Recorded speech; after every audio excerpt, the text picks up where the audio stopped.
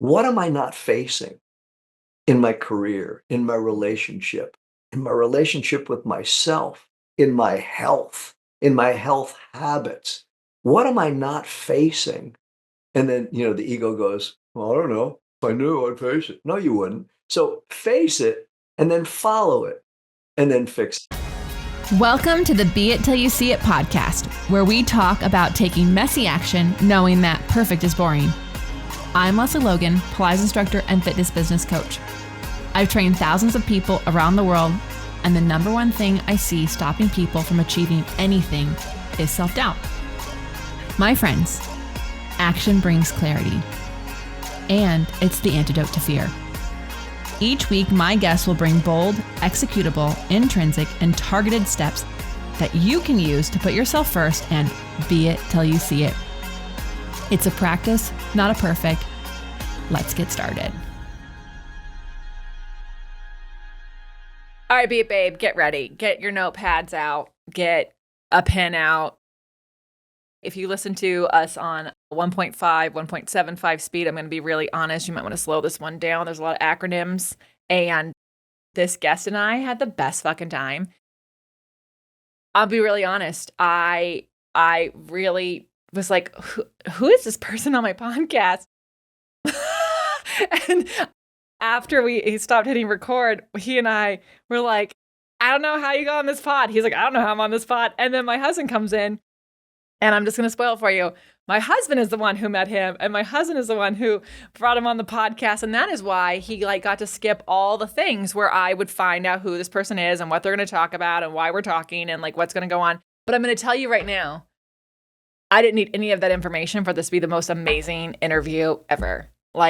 This is going to be one that you save. This is going to be one you re-listen to. I promise you're going to re-listen to it as soon as it's over, because I want to re-listen to it right now. And I was just there. I just did it. I want to take notes. I am obsessed with this person, and I really do hope that they stay in my life in some way. And he gave us some excellent be it action items, but the whole thing is a bold, executable, intrinsic, targeted action item you could take. And so David Corbin is our guest today. And you guys, he's pretty badass. So here you go. All right, be it babe. I've got a great guest. The guy seems very chill, but also has done some amazing things in this world, and we're going to hear all about it. So David Corbin, can you tell everyone who you are and what you rock at? Who am I? It's really funny. My mother passed away not knowing who her youngest son really was, what I did for a living. She told all of her friends I laundered money. She didn't have a clue what I did, but I can tell you what I do and kind of who I am. Oh So my God. I've written 14 books, and a third of them made it to the Wall Street Journal bestseller list. So some of the ideas are really catching on, USA Today list, and I've done a couple TED Talks. And I'm an inventor, and I won 2 international awards for these inventions that I've done in healthcare and in wellness and stuff. But I'm really none of that. I'm really an Woodstock attending hippie who's a father and a grandfather and a husband to a beloved goddess. And I'm a pickleball player and a tennis player. That's the way I boom, mic drop. Okay. I think a lot of people can relate to their parents not understanding what they do, but I do think that most of them probably think that they don't launder money. So I feel like, but it took my parents a long time to understand that what I do is not yoga. So, Yeah, right. You do that pilots thing. I don't know why with the pilot. You with the FAA with that Pilates stuff? I don't know what you do. I know, it's okay. We don't need to talk about it today. But I guess where I want to start is how do you become someone who writes 14 books and does 2 TEDx talks and has a goddess of a wife? How did we get here? Yeah, it's pure God shot, really, because I'm really Forrest Gump. I ain't the smartest guy in the world, but I am the damn luckiest. But no, I've been, I grew up in New York. I was a low self-esteem kid, had to figure stuff out, shoveled snow in the winter and mowed lawns in the summer. And I wasn't the brightest kid. I started to shovel snow in the summer and mow lawns in the winter. But, so I did all that sort of stuff. And then, sort of grew up and at a time when, the world was a little messed up, not like it is now. And, we were in a Vietnam War and I was protesting the war and I got pretty active and engaged in that and, did all that groovy stuff. And, was at Woodstock. I was at backstage at Woodstock. Oh Forget my about God. Oh it. my Yeah, God. it was sick. And then, started businesses and my gosh, I did a TED talk about one where I did something called Woodstock Wisdom. That was a TED talk. It's kind of cool. I gave away make believe LSD. It's definitely an interesting TED talk. And then, I would create businesses. I vend products, build companies around the business, sell the business. And I learned stuff, like I learned stuff. I mean, I went to college and all, but I really learned stuff through life, through bouncing and pinging it off of people and, with black and blue marks in life, you know what I mean? So Mhm. I learned some stuff and I put them to use and then people would ask me about it. I teach them about it and then ended up doing speaking and writing books about those things. And I just kept learning and practicing, putting it in place and getting results. People notice it. They say, hey, man, can you help me? And I would help them. Then I'd write a book about it. And so it's really organic, Yeah. I mean, I was the president of one of the most prestigious massage colleges in the country, right? And how did that happen? Just pure by accident. My friends started it years later. They were functional in the classroom, but they were dysfunctional in the boardroom.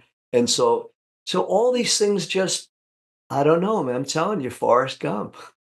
I thank you for sharing the journey because I think like people would see, oh my gosh, TED Talks, 14 books, like, the confidence that comes from you, but to hear like as a kid, you had low self-esteem. Yeah. And I also love hearing like I went to college and I really thought like why am I doing this? But most of it was to get out of a small town and like you can't really get out of a small town just like I'm going to move. Like no one was going to let me to move to LA without going to college. So I had to like go to college so I could move to LA.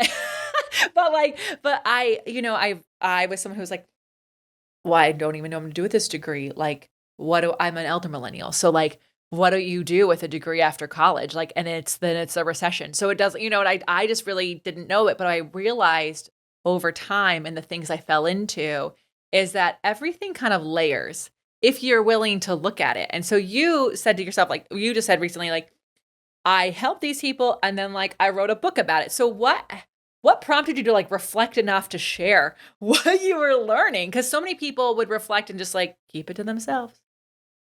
Yeah, I had a good inner dialogue and I kind of talk to myself, what's working, what's not working, blah, blah, blah. And you just sort of develop this stuff. All I could say is that when you're growing up, like I kind of grew up as like an orphan in a family. So I was kind of alone. Everybody was older than me. And so I was kind of like left alone. And by the way, I stayed in college for a different reason. Mine was to not get my ass shot up in Vietnam. So I had to keep my ass in college and stuff like that. And But you had to that's, get a certain GPA. You couldn't just be in college cuz my father didn't get the GPA and that's why he was in Vietnam. yeah. And I wasn't going to go. But what I think my secret sauce is being awake, aware, alert. My heart's filled with love, and my mind is filled with opportunity seeking.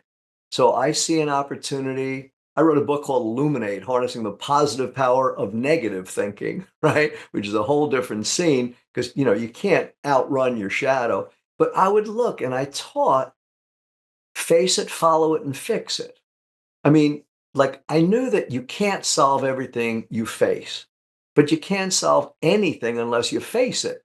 So I wrote this book about face it, follow it, and fix it. And that's how I created my inventions. That's how I Mm. invented my companies is face it. Here's it like in healthcare. I looked at this thing even before COVID. In healthcare, burnout with doctors and nurses and turnover was over a $4 billion per year problem. That was before COVID, right? Mhm. So I went, face that. That sucks. Follow it. Like, why is that happening? Well, they treat them like shit and the hours and stuff. There's stress constantly. There's no interruption of the pattern of stress. Follow it into the future. Well, we're going to have a shortage of doctors and nurses. So what's the fix? So I invented a pod. It's a 4 foot by 4 foot pod with nature video. And they go in there. How do you feel? They answer some questions. They choose a video journey.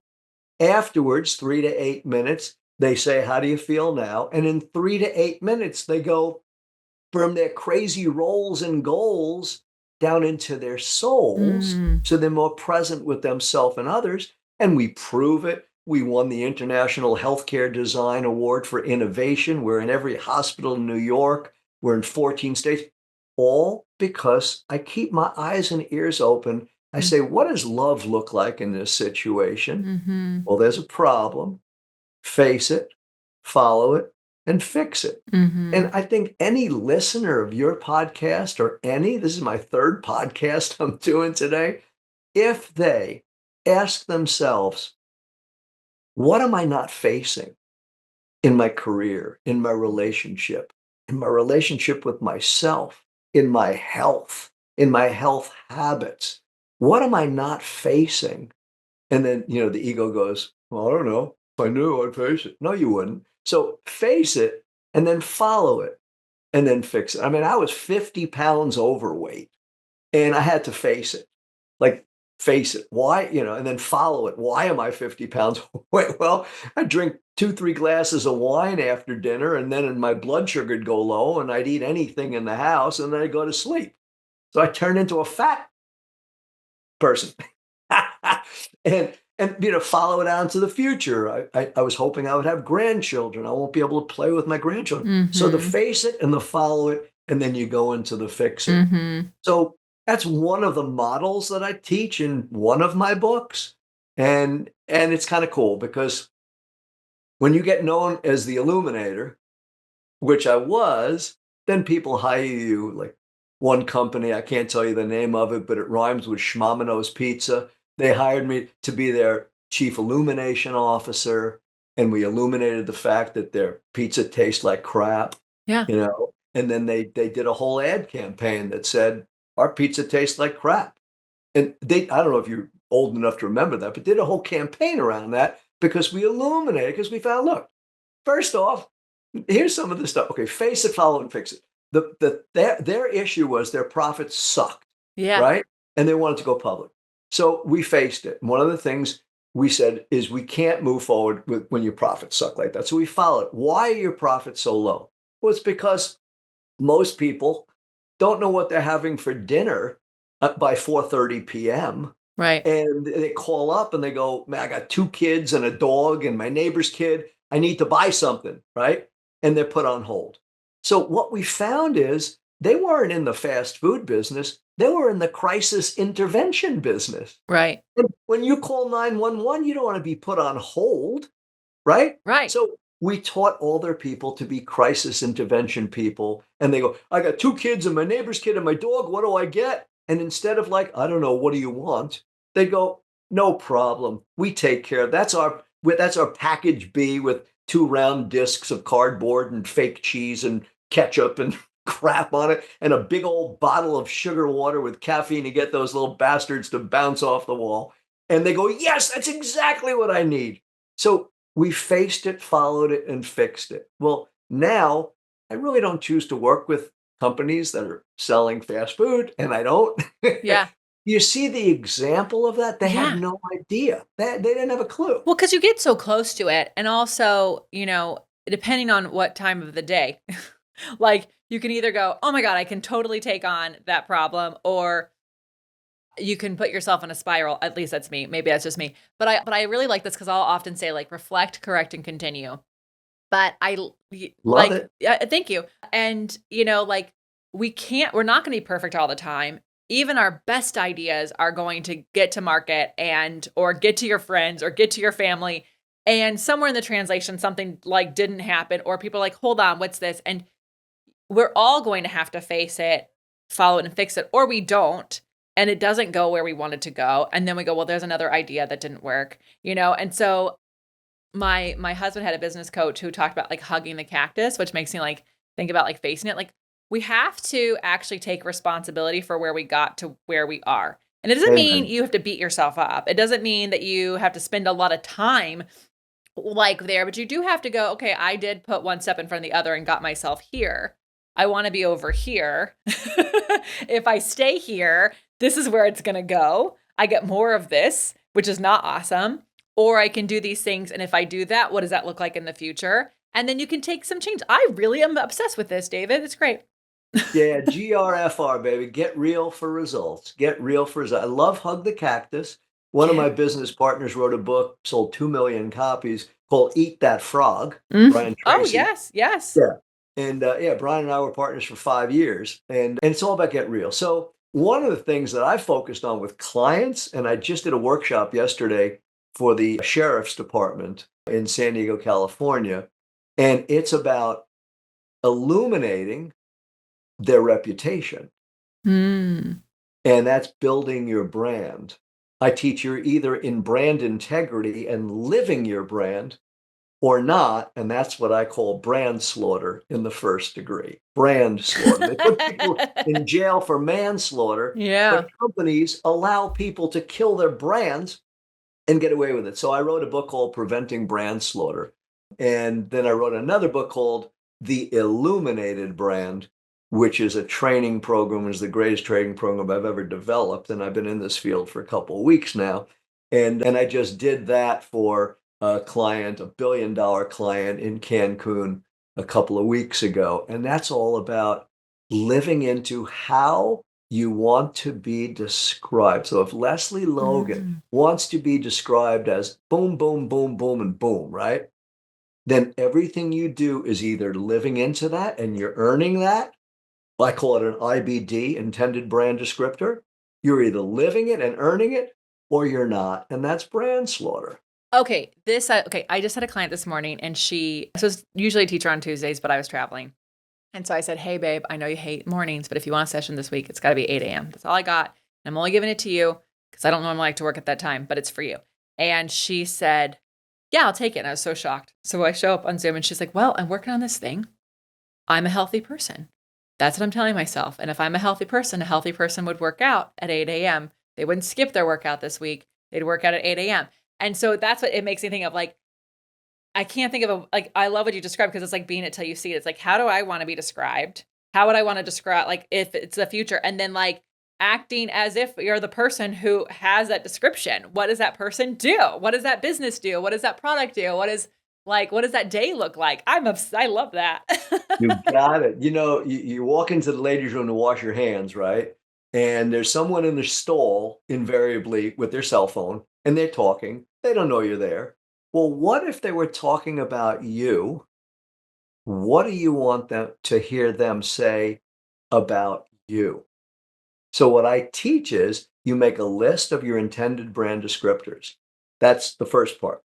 Then you do an ABI, an audit of brand integrity. So down here you got the list, and there's a TV show they did on me on this, and I can give you the link if you want to see it. Yeah. So here's a list of descriptive adjectives. I call them intended brand descriptors. Over here are your touch points: customers, prospects, coworkers, vendors, whatever. And now you do an inventory, say, here's the word I want to be described by this. Here, am I in brand integrity? Yay. Or, oh shit, am I in brand slaughter? Now, once Mm. you find those areas of brand slaughter, do the next step. We call them SBIs, strategic brand initiatives. What can I do to close the gap? All of that, when you do that on a regular basis, equals MBV, and that's massive brand value. So I'm doing this with this training program with Fortune 500 companies. I'm doing it with smaller companies, and it's all about IBD times ABI and SBI is MBV. What are your intended brand descriptors? Okay. Then you do an audit of brand integrity. Yep. Then you say, okay, here's the areas where I'm great. Pat yourself on the back. Here's the areas where I'm committing brand slaughter. You have strategic brand initiatives to close it. Boom. Now it's a no whining zone, baby. Oh my God. I really do love this. I think this is really a lot of fun because you can do this about anything. Like anyone listening, if you're like dating and you keep attracting someone you don't really want to be with, it's like you could literally go, okay, well, let's take a look at the profile, or let's take a look at like what I'm saying on a date. You can like all these things. I have a girlfriend who, whenever she goes on a date, she actually has like a scale that she rates them and then herself on. She's like, how am I acting on this date with this person? So you could do the same thing of like how you want to show up and who you want to be with and who your friends are and all the things. And you could figure out like, oh, this right here, this is where I'm creating brand slaughter. This is where I think it's fabulous. It's something you could do throughout your career or life, or I mean, like you can do it and then you can go back and do it like each quarter or each year, because as you grow, it's, I read a book called The Middle, but I didn't finish it, and I think that's hilarious. But I got to the middle and I was like, I think I got the point. But it talks about like how all businesses go up and down, up and down, up and down like a graph, but ideally it's always just going up. Like the stock market goes up and down, up Everything. and down. But if you look at big picture, it's always going up. So, so I think like we can get so caught up in the down, and then we can flounder there for so long that we don't realize we came from a really big up, and we can learn from that and bounce back. And there's another day to try it out again. This is so fun. Okay. So, but hold on. You have a lot of acronyms. I'm not dyslexic, but I am ADHD. How? But me too. That's my theme song. A, B, C, D, A, D, D. That's my theme song. so, so how do you keep this all, like, is it all in your head? Do you organize, you journal? Like, what's your way of keeping all these ideas in one amazing place? No, I am a gifted man. See, the big dude gave me this incredible brain and Mm-hmm. this magnificent heart, and the highway between the two is wide open. So Mm-hmm. I can keep it here. I don't journal. I meditate. Mm-hmm. I do something else called meditration, which I developed, which is, yeah, you're not supposed to think when you're meditating, but when I teach meditration, where you sit down with a piece of paper, you put the issue or the question on top, then you put yourself in a meditative state after you set your iPhone or whatever to 22 minutes. And while the question's on the top, 22 minutes, pencil or pen on paper, and you dwell upon that question, and you don't open your eyes, but you write with your eyes closed, and you let the unconscious competence come through and the universal conscious competence come through, and you write some good shit down there. Now, at first, it kind of like you read it as like, don't eat frogs. What is that? Because you can't read your handwriting. Right. Eventually, you allow the download to come through. No one is smarter. Like, it's smarter than ChatGPT, yo. No shit. It's smarter than even ChatGPT. You write it down and you tap in. Prayer is when you're talking out there, but meditation's when you're listening. You Mm-hmm. listen in meditation, like our emotions scream at us and our thoughts yell at us, but our intuition whispers to slow down, meditation, take it all in. It's freaking awesome because the answer to everything you got, every WTF has within it an OMG, and you Mm-hmm. end up LOLing, right? Right? Are you with me? Yeah, I'm So with you. I love it. you, I know all you these. Okay. so like I wrote two books called From WTF to OMG with some LOL, unpacking life's hidden lessons. The first one hit #1 on Wall Street Journal. The second one hit #2 behind Prince Harry. Yo, I don't know why Prince Harry. How does Prince Harry come in front of King David? But anyway, it's because everyone knows at a certain level when you're in trauma or drama, that's usually a gift in there. Not all of the time. I mean, don't tell me like, somebody who gets run down in New Orleans by a car or Mm-hmm. a toddler gets shot in a freaking daycare center. Don't tell me there's a lesson in there. No, Yeah, not no, all of it. not all. I agree. But most of our lives, there's a pony in that pile of poop. And so if you assume there's an OMG built into the WTF, you close the curve of drama, trauma, and pain and misery and Yeah. just start looking, and then you get it and you're like, yo, that's fantastic. So yeah, so I look for that sort of stuff. So there's meditation. But there's something I got to tell you. Are Okay. you ready for this? I can't wait.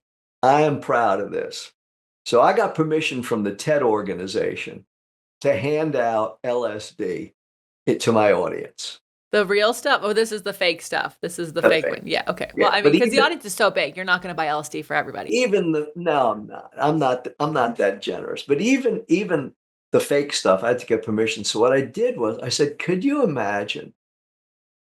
First of all, I talked about being backstage at Woodstock, and I said, 50 years, I saved all this LSD, and I got one for all of you. So, I'm like Oprah, one for you, one for you, one for you. And I said, so when I count to three, you're going to pick it up, toss it in the air, catch it in your mouth, and go, whoa, dude, I'm tripping. So they did that, right? Boom, boom, boom, 500 people. Whoa, dude, I'm tripping. I said, cool. Now that you're tripping, and here's the point, Lesley.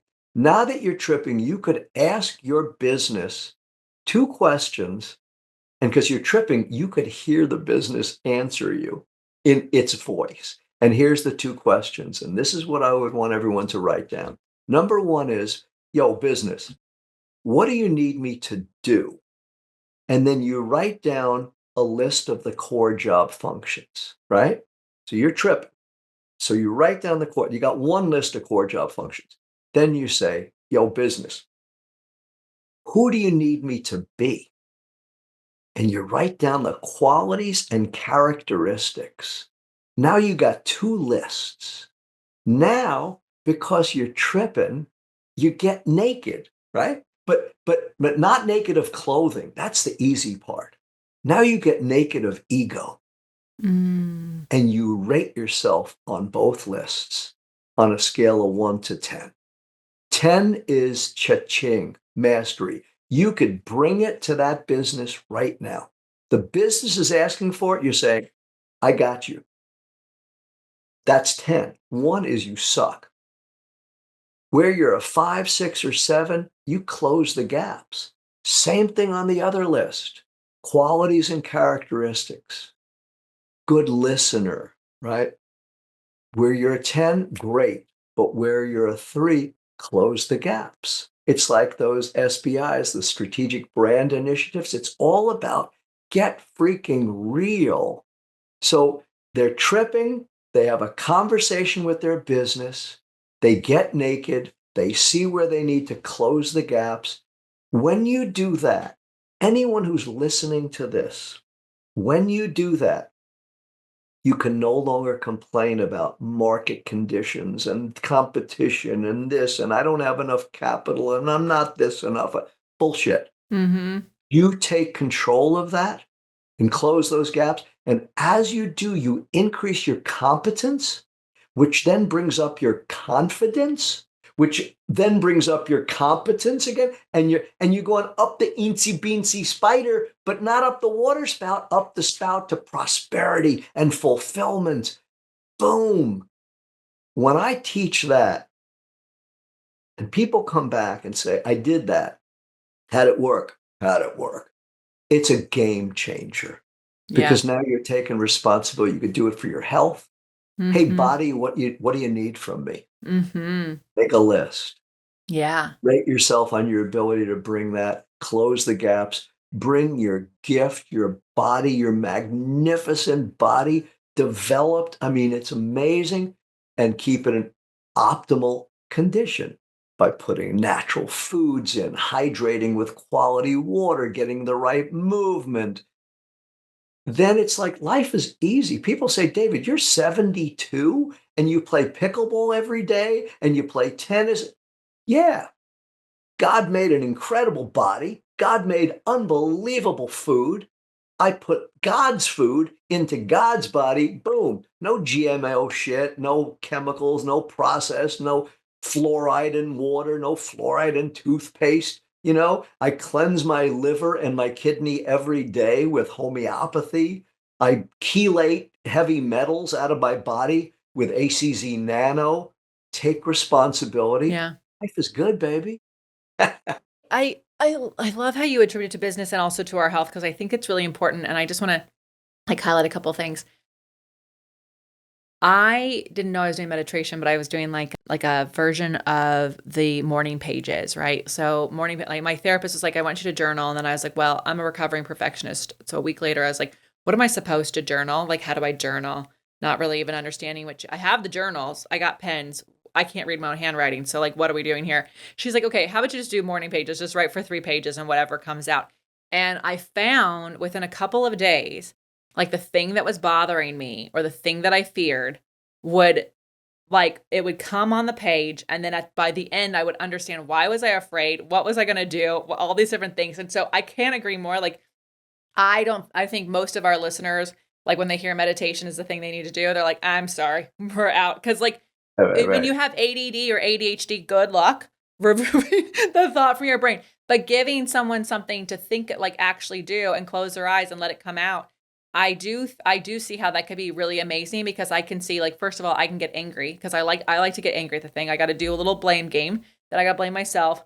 Then I got to keep going. It's like, actually, it's not me. It's not them. It's this thing right here that I've been avoiding, and we can stop avoiding it, or we could do the thing. So I love that.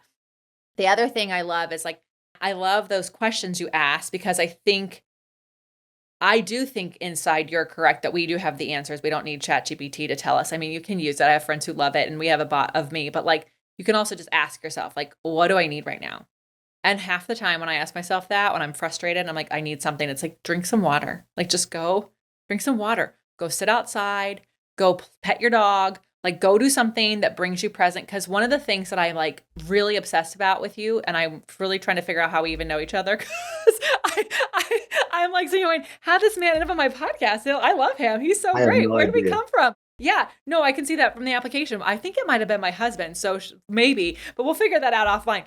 But what I'm loving is you are so passionate, and that is like contagious, of course, in all the best ways, but you have so much kindness and grace for all situations. Like you've talked about your heart a few times, but like what I'm seeing is like you approach everything with like, it's a problem to be solved, but not from a place of like punishment or shame or judgment, but just observation, and then taking some time to go, what can I give myself? What can I do this? How can I learn more here? And what it allows is all of us to be in process. None of us have to be perfect at this. Not like you're always, like you said, you get the competence, you get the confidence, and then you guess what? You get more competence, which means you get more confidence. So we're always going to be on this mountain with no peak, but not in a way that's like a slog, in a way that is like high, like a good high. Yeah, you're a natural illuminator. You Yeah. you're no, you are. When you write and then you see it, you see what happens is we usually keep problems on we sweep it under the carpet. Well, I can tell you that like mushrooms, they multiply in the dark, right? When Mm. you take it out, daylight is the best disinfectant. And so you take it out and you illuminate, you look at it, it's not as bad as when you use so much energy to repress it and keep it down in there and stuff. Just freaking look at it, and it like a vampire, something comes, it evaporates just in daylight and stuff. So you're already doing in a way that I call it different, but who cares? We get to the same place. Mm-hmm. What is your objective? What is my objective? I can tell you mine is happiness, love, joy, equipoise, health, fulfillment. Like I just trademarked something. You know, they have KPIs, keep Yeah. bullshit.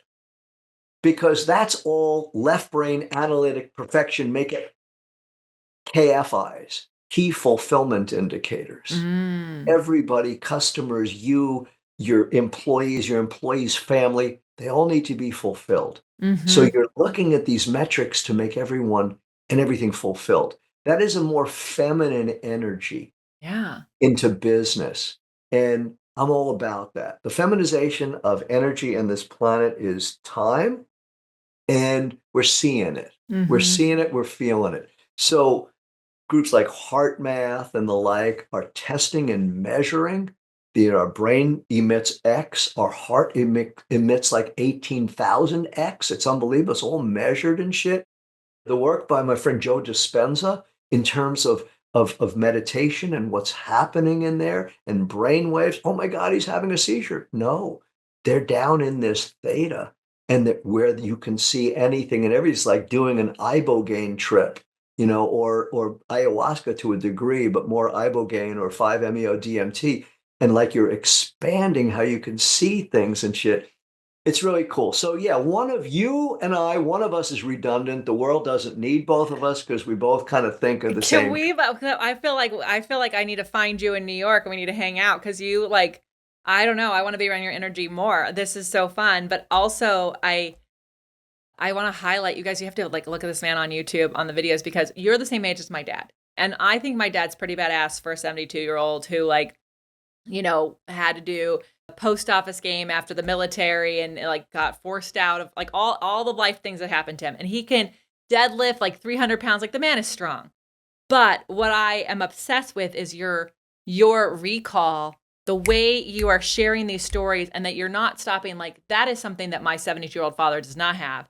And I can tell it's one, it's all the ways that you're treating yourself. And two, it's like you're a constant learner and you're going back to what we talked about at the beginning. You're like facing it, following it, fixing it. Like because you're in that process all the time, it's really cool to see like your evolution. I mean, it's just I'm very amazed and very impressed and like want to eat what you're eating because I want to be you at 72. Yeah, my bride Ann and I wrote a book. It's 419 pages. It's called Resanity: Truths About Food, Pharma, and Healthy Living in an Insane World. Now, we were told not to publish it because we outed a lot of industries. And Mm-hmm. they said, if you publish that book, you better have somebody start your car in the morning because they ain't going to be happy. So we didn't have to publish it, but just the research, to Mm-hmm. your point, the stuff that I study, learn, and teach is the stuff that I want to study, learn, and teach. You see, and it's an iterative process and stuff. So when I study health, I do health. Like I don't have to publish that book. I learned all about chelation and homeopathy and to stay away from certain drugs and certain jabs and foods and don't listen to this bullshit and listen to that bullshit Mm-hmm. and muscle tests and applied kinesiology. And we live it. Yeah. You see? So my wife and I just kicked ass to a lot younger guys on the pickleball court, and they're like, "This sucks." I go, "Yeah, yeah, it does. Yeah. It does. It sucks being you, man." And no, I live in San Diego. I don't live in New Oh, York anymore, so I I'm in live in Las San Vegas. Diego. We're so close. Yeah, yeah, I know. In fact, I go to Vegas because I have a client who's an artist in residence at Mandalay Bay at the House of Blues, and his name is Carlos Santana. Well, So, there you have it. yeah, do you know who Carlos Of is? course I do. My husband's a bass player and he used to have a drum radio show and I think they were getting Carlos and his drummer on. And if I'm wrong, Brad, we'll just pretend like I was right. But of course I knew Carlos Santana. Are you kidding? Um, So there's me and Carlos right there. Carlos's drummer is Cindy Blackman Santana. She was Lenny Kravitz's drummer. Carlos says, "I love drummers so much I married mine." So Carlos's drummer is Cindy, and then they have a timpani guy, and then a congadera. The show, if you haven't seen the show, I gotta House of go. Blues, I mean, it's down the it's street from my house. it's a sick experience. And you hit me up and I'll see if I can't. I sit in Carlos's seats, which doesn't suck. But it's such an intimate environment Yeah. that even if you get standing room only, you're like 10 feet away from a legend. And he's an enlightened being. I actually got to go to that venue because I thought I was getting tickets for the Counting Crows, but I got tickets to the Black Crows. My friends invited me, and I'm there and going, I don't know any of these songs. I have no idea who am I even seeing. And I was like literally Googling. I'm like, oh, this is a very famous Okay. band that All I know right. nothing So, about. girlfriend, dig this. So they were in town in San Diego. I was supposed to be in Vietnam. My trip to Vietnam got canceled. So I'm in San Diego. So, okay, so I go see them. And it's the Counting Crows and Santana. Now, I didn't know who Counting Crows was So wait, either. you actually saw the Counting Crows, and I saw the Black Crows, or you? So I saw Counting Crows Okay. and Santana. So now dig this. Now dig this. Dig this. So now I'm sitting there with my wife and my sister-in-law was in and so we're there, and I'm actually enjoying Counting Crows. They're really good. That lead singer is like a Right. theatrical performer. Yeah. He's unbelievable. Right while I'm digging the music, I get the text, "Can you come backstage now?" I'm like, torn between two lovers. I'm like, I'm digging this music, but who doesn't want to go backstage and hang With with Carlos the people? Santana. So it was kind of like, Yeah, my life doesn't suck. Is all Yeah. I'm saying, right? But My life doesn't suck. okay. Thank you. Do you think, like, I feel like we fall into things. So I got to see, and our listeners like, what are you guys talking about? Don't worry, we'll get to be at actions in a second. But for my birthday, I had a few friends come out for like a girls' trip here in Vegas, and I didn't really make a lot of plans. And one of the girls goes, hey, it was like 6:00, and we were about to go to our dinner reservation. She's like, hey, do you want to go see the Eagles at the Sphere? And I was like, yeah, I'll go to the Eagles and the Sphere. Like, why not? She's like, yeah, we can get these. My friend has box seats. And I was like, okay, even better. You guys, I was in CEO of the Sphere's box seats. I saw the Eagles live at the Sphere, which is like the venue. I hate you. Goodbye. I hate you. My girlfriend goes, I think Bono is right next to us. And I looked over, I was like, no, that's Ringo Starr, babe. I was like, people have got to be looking like, who are these two girls at the Eagles concert in a box of the Sphere? Because we're definitely not their age group, but I know the Eagles. I grew up on oldie, like, not that people be so upset if I called oldies, but that's what my parents raised me on that. So I was having the best time of my life. Okay, we can share more stories, and obviously you need to have a hangout session when you're here in Vegas, or I'm going to come to San Diego this summer. But I'm going to take a brief break. Kind of where people can follow you, find you, stan you, all those things. All right, David, where do you hang out? Where can people read all of your books? Like, just get obsessed with you in the best way. Yeah, so here's the deal. My name, my handle, Mm-hmm. my name is David Corbin. If you can't find me on Google, Schmoogle, chat, whatever, then forget about it. So, David. And my email is david@davidcorbin.com. And I answer every email, not immediately, but not my assistant. And I also have I have a chat, I have a Robo Dave, I have an AI Dave, which is kind of cool. But I answer any and all emails because if somebody gives a shit enough to reach out, and if I vibe with them, then I'm going to answer the email. So there's that. So it's david@davidcorbin.com. And I have another name, which is because I mentor some rap stars. So I'm known as, everybody calls me Uncle Dave because, like, with oldies, I am a freaking oldie. That's all good. I don't care. So they said, if you're going to be in this field, we got to give you a handle. Everybody calls you Uncle Dave. So Master P said, your name is Unca D, UNKA-D. So I said, yo, and if you doubt me, you better out me. He goes, oh yeah, you Unca D. Oh my gosh, I'm obsessed. Unca D. So find me at Unca D. No, I'm not. and the books are all over Amazon. But the most important thing is, you don't need me. You need you. Don't go to YouTube. Kill the tube. Tune into the you. Tune into the you. You know a lot more than you give yourself credit for. I'm talking to most people. You know a lot more than you give self credit towards. So stop dissing yourself. Step into your greatness. You got greatness in you. Don't let anybody kid you. I'm known as the mentor to mentors. People pay me a lot of money to mentor them. Many of the people, I tell them, okay, you're done. I see that you got you. You don't need me. So boom, mic drop. I can't even think of a better be it action items to end this episode with. Uncle Dave, thank you for this. I honestly am so excited. However, whomever, whatever got you on this schedule today, you've made mine, and I can't wait to connect with you again. You guys, how are you going to use these tips in your life? We want to know. Tag Dave. Tag the Beit Pod. Share this with a friend who needs to hear it. In fact, if you share it with a bunch of your friends, guess what? You all start doing competence and then confidence and then competence and confidence and rising together, and you don't have those crazy people in your life who are bringing you down. So thank you so much. And until next time, be it till you see it.